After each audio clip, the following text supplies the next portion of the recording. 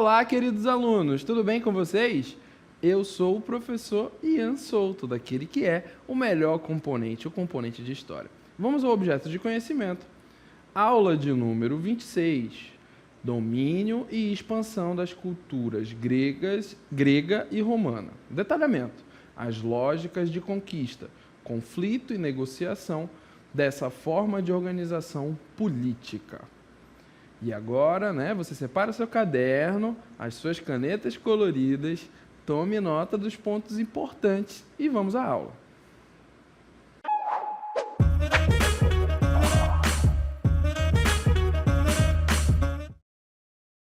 E olha só, a nossa aula terá uma temática muito importante. Falará, de uma civilização que irá moldar muitas estruturas do Ocidente. Então, muitas estruturas sociais, e principalmente políticas, vão ser moldadas, justamente espelhadas nessa sociedade, nesse estilo de governar. Olha só, que é justamente o quê? A Roma, o Império Romano. Então, a Roma Imperial, ela irá moldar muitos fatores, principalmente ligados à organização política, e social. Começando justamente com o Otávio Augusto. O governo do imperador Otávio Augusto. Otávio Augusto e seus soldados venceram as forças de Marco Antônio, pondo fim à República e, em 27 a.C., estabeleceram um novo regime político, o Império.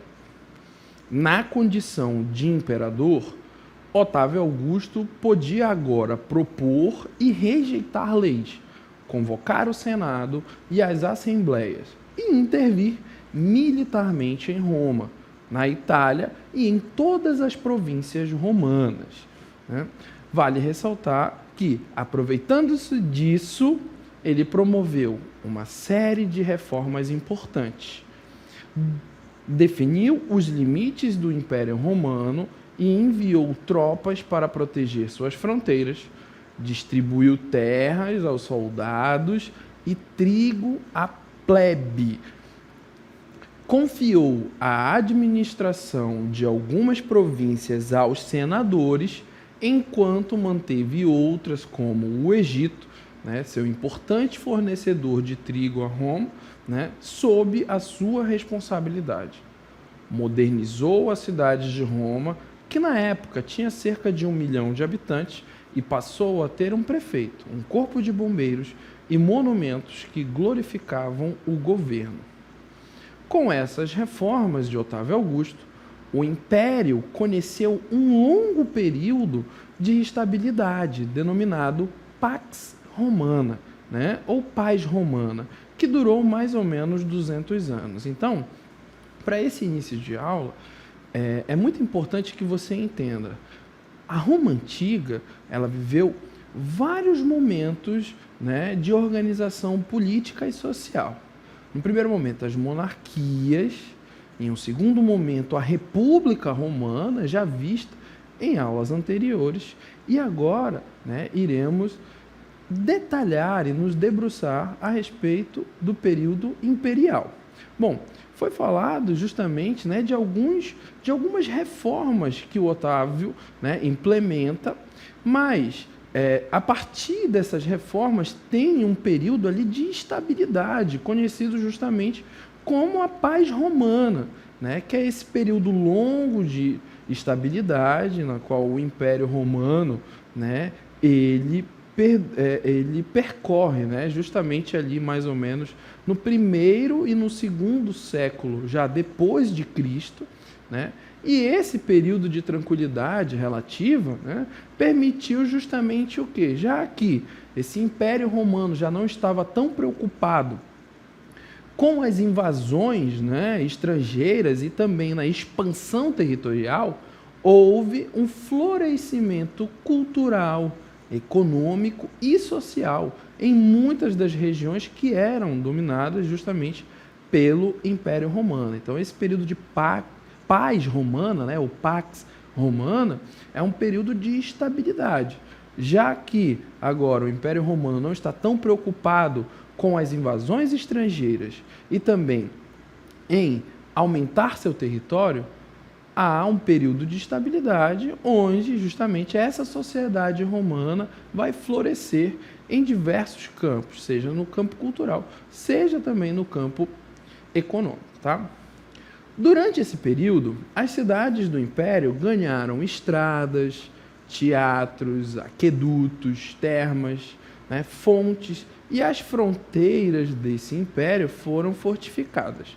E sob o domínio do imperador Trajano, ali por volta de 117 já depois de Cristo, né, o império adquiriu a sua máxima extensão, que é como vamos verificar, né, nesse mapa, onde você tem aqui a extensão máxima do Império Romano, né, o apogeu, onde as terras estavam, né, basicamente em 3 continentes: Europa, África e Ásia, abrigando mais ou menos uma população vista de 60 milhões de habitantes, né? E dentro desse vasto território, uma diversidade étnica, religiosa e social, né, marcava justamente a vida cotidiana dentro do Império Romano, né, com italianos, estrangeiros, pessoas livres, escravizadas, libertos, né, coexistindo nas diversas cidades do Império Romano. Então você percebe, né, que uma das características justamente do Império Romano, além da sua vastidão, né, da sua grandeza, vai ser essa troca cultural entre os diversos povos, né, etnias, religiosidades, tá? E vamos agora, né, verificar um pouco a respeito das bases do Império Romano, tá? O Império Romano resultou não apenas da expansão territorial, mas também da aliança estratégica entre o imperador e as elites das cidades imperiais.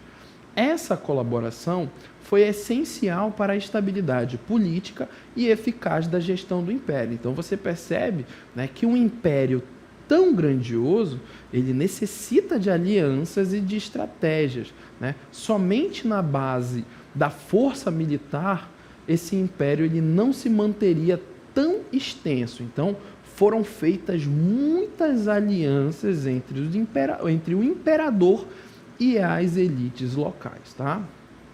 Nas cidades do império, né, o poder romano exercia autoridade sobre decisões cruciais, como paz, guerra e cobrança de impostos. Contudo, o império não se limitava a um sistema político.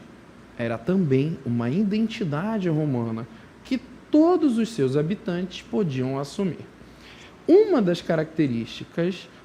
característica peculiar do Império Romano era a transformação de muitos imperadores mortos em divindades. Então, após, né, a sua morte, havia ali justamente a transformação daquele imperador em uma figura divina. E era frequentemente, né, essa transformação era frequentemente autorizada pelo Senado. Essa prática, ela contribuiu justamente para a construção de mitos e símbolos que legitimavam o poder imperial e consolidavam a influência do governo, né? Essa mistura justamente de política e religião a fim de legitimar o poder, a figura, a pessoa do imperador, tá? O Império Romano não era apenas um domínio político, mas também um império que se caracterizava pela disseminação da língua latina e da literatura latina. A história de Roma e suas realizações tornou-se um modelo a ser seguido, sendo, portanto, ensinada nas escolas de todas as cidades do Império. As principais bases que sustentavam, né, o Império Romano eram as alianças estabelecidas justamente com essas elites, né, compostas ali mais ou menos, né, por um exército organizado e profissional por cerca de 300 mil homens, né, e a colaboração dessas elites locais assegurava justamente a ordem, né, e a arrecadação de impostos, além do fato que essa figura do exército desempenhava o papel crucial de proteger as fronteiras do Império. O Império Romano caracterizava-se por uma sociedade altamente hierarquizada, evidenciando diversas formas de desigualdade social e política em seu território. Apesar da expansão territorial, né, essa expansão do Império e essas disparidades entre as diferentes classes e grupos sociais persistiam em muitas regiões dominadas pelo Império Romano. Então, vale ressaltar que, a partir da leitura, né, desse texto, nós podemos compreender que o modo de organização político e social do Império Romano ele era muito complexo e que exigiu, né, uma organização e uma, vamos dizer assim, uma combinação de diferentes estratégias para manter justamente esse território unido. Seja a partir do momento da transformação da figura do imperador em uma divindade, né? Então, o atrelamento da política com a religião, seja também pelo fator de você ter justamente essa combinação com as elites locais e um exército remunerado. Então, para garantir que você vai ter ordem na vastidão que era o Império Romano, você tem justamente a utilização social da religião, né, para manter e garantir que as pessoas cultuassem o imperador como uma divindade, além da utilização da força. Essa é uma força militar. Né? Como é que você vai garantir a cobrança de impostos em um território gigantesco?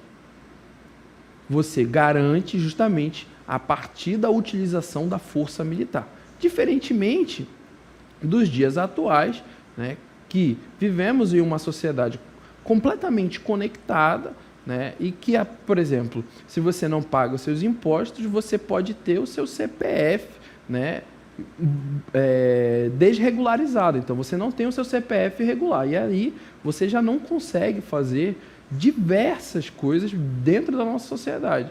Diferentemente da Roma Antiga, onde vai se utilizar a força, literalmente, a força física, para garantir, né, o pagamento de impostos, além, né, da crença em que o imperador era uma divindade. Bom, a estabilidade vivida pelo Império Romano, né, ela foi relativa, né? Ela teve-se ali justamente um período relativo de estabilidade vivido pelo Império Romano nos 2 primeiros séculos da nossa era.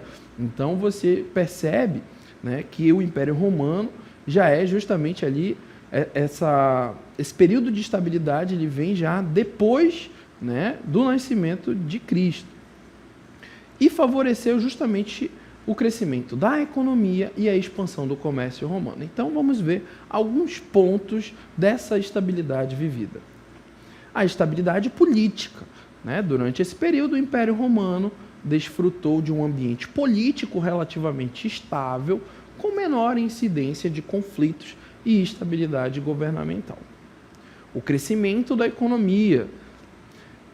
A estabilidade política é frequentemente associada a um ambiente propício para o crescimento econômico, sem grandes tumultos ou perturbações.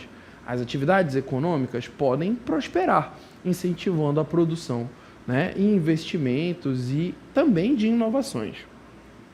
A expansão do comércio romano, dentro desse período justamente de estabilidade, com fronteiras mais seguras e relações comerciais mais estáveis, os romanos puderam comercializar, né, de modo mais eficaz com outras regiões e povos, impulsionando o comércio a níveis mais amplos.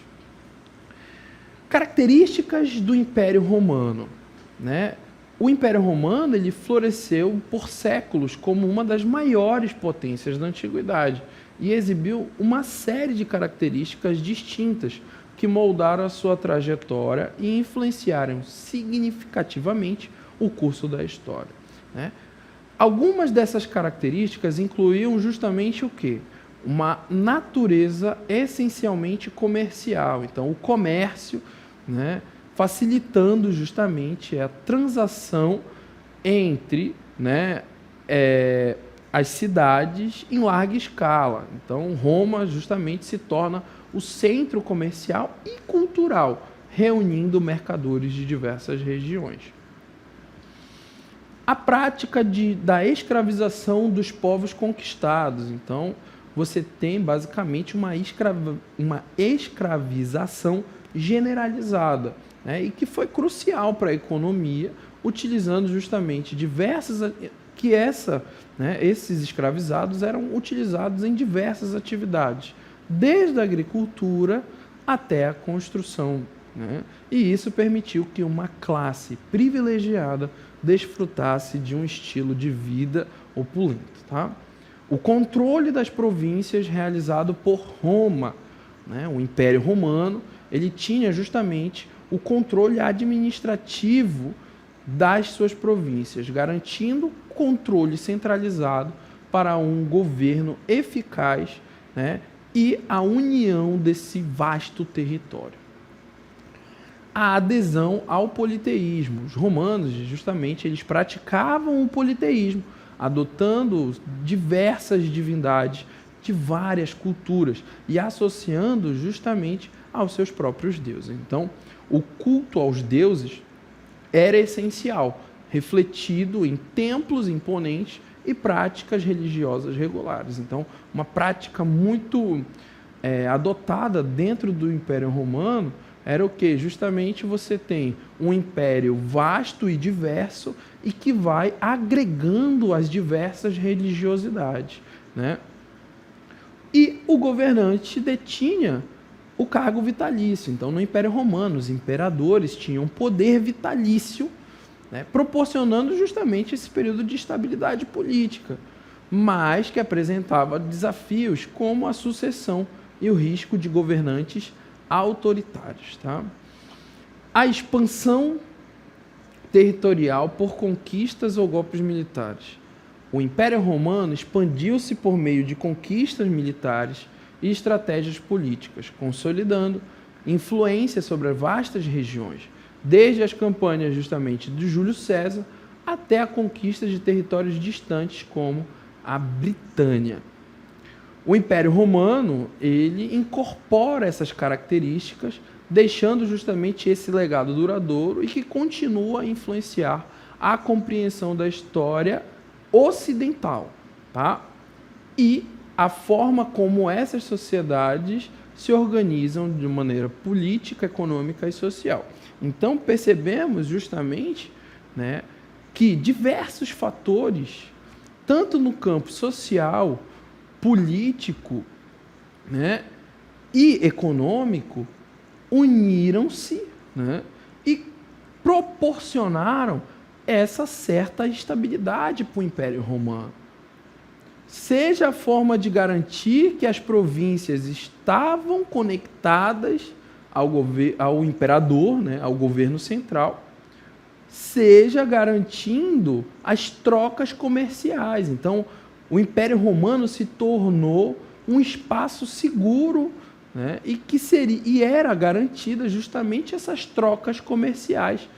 Então, esse período, né, de Pax Romana e de consolidação do Império Romano como um dos impérios, como um dos maiores impérios que o mundo já viu, é justamente não somente de um fator. Entenda, dentro, né, do estudo da história, existem diversos fatores para garantir um período de estabilidade. Então, não entenda que dentro de um determinado período somente um fator foi crucial. Não, existe justamente diversos fatores, tanto no campo social, né, de como as pessoas vivem, tanto no campo político, como elas estão organizadas, e também tanto no fator econômico, justamente para garantir essa estabilidade.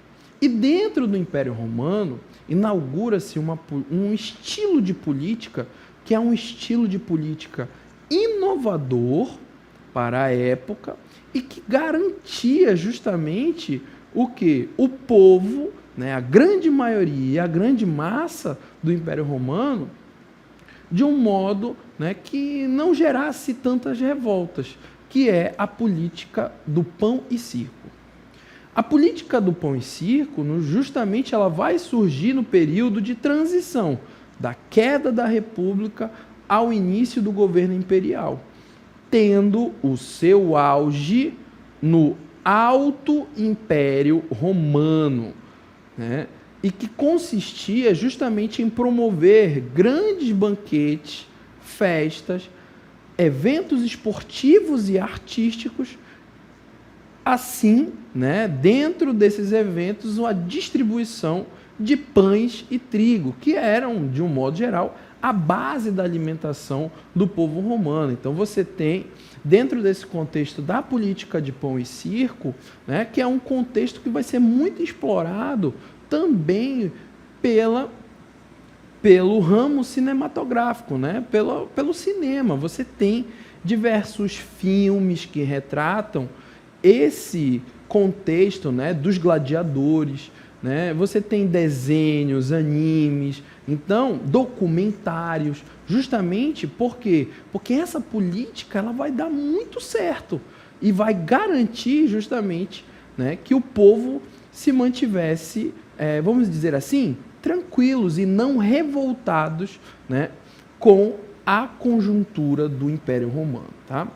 Esses eventos, eles tinham justamente essa função de entreter a plebe, né, a grande massa, e tirando a consciência política, né, despolitizando, evitando as reivindicações ou levantes populares.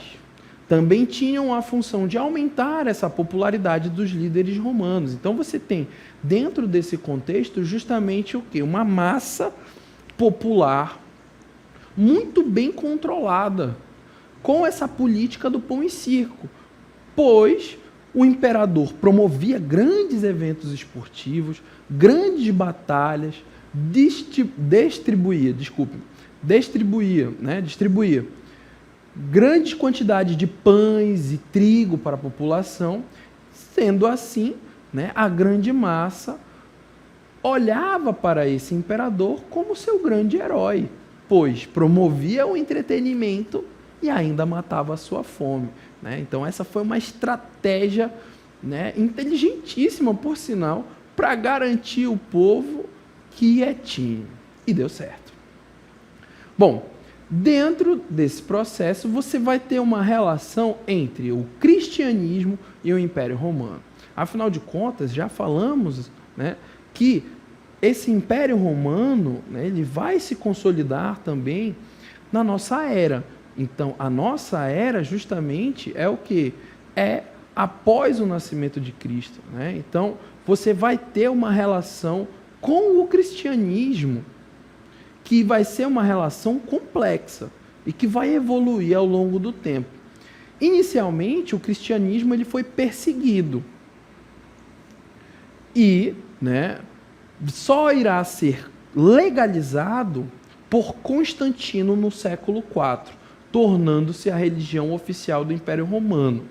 Então, a relação entre o cristianismo e o Império Romano, ela foi muito dinâmica. Num primeiro momento, o cristianismo foi perseguido, assim como, né, aqueles que o praticavam, mas a partir de Constantino, né, vai ser legalizado. Então, o Império Romano ele vai desenvolver justamente, né, essa relação com o cristianismo, primeiramente num plano de perseguição, mas depois adotar, né, como religião oficial.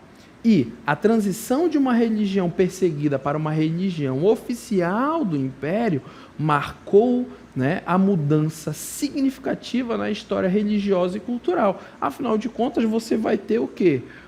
O maior império, um dos maiores impérios até então da antiguidade, adotando o cristianismo como religião oficial, né, ajudando e permitindo assim a difusão, né, dessa crença religiosa no mundo ocidental inteiro, tá?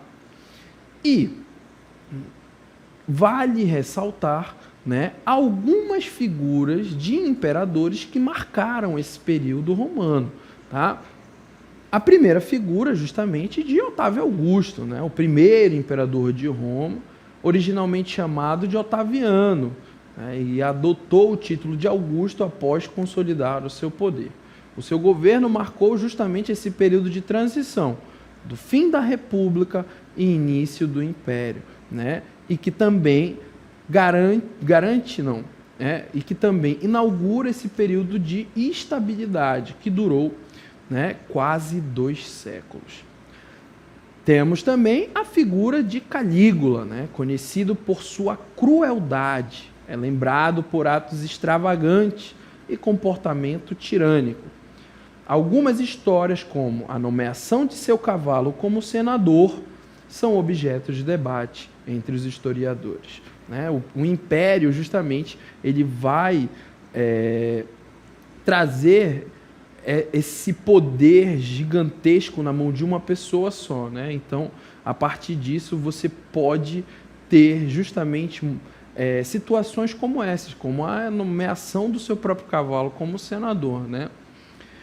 E aqui temos a figura de Nero, um imperador polêmico, né? É famoso pelo grande incêndio de Roma que ocorreu durante seu governo.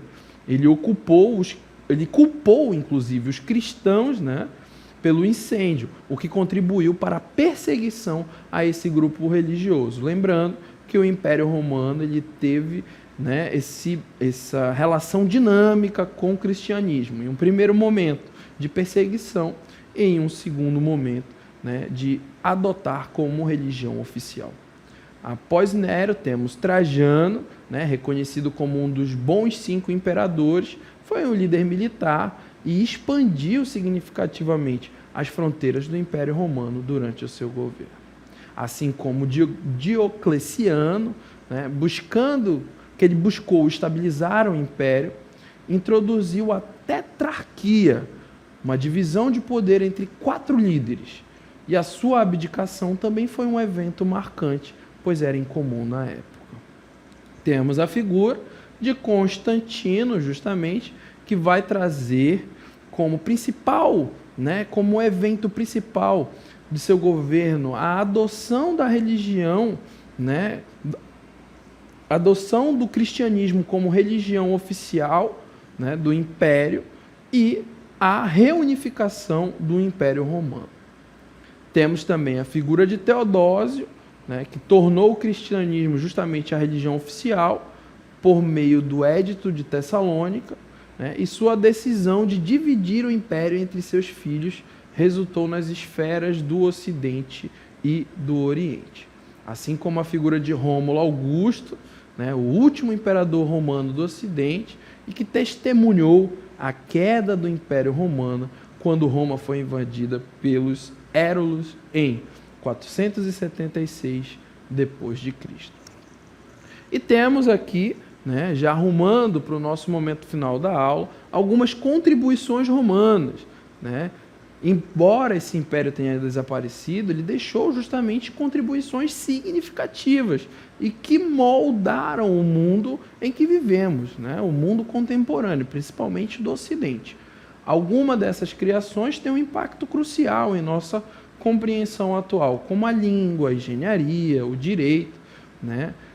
A língua, com o latim, que foi originado justamente no Lácio, ali na região de Roma, e que é essencial para entender as línguas modernas. Com a expansão militar romana, o latim, né, ele misturou-se com a língua de outros povos, originando as línguas neolatinas, como o português, o espanhol, o italiano, o francês e o romeno. Tá? No campo da engenharia, né, Roma deixa como legado os conhecimentos, né, destacando-se as construções de casas de banho, estradas e aquedutos. E no campo do direito, nós temos justamente, né, a origem da palavra justiça e do termo, né, direito, jus, inicialmente guiavam-se por leis orais, fundamentadas em costumes.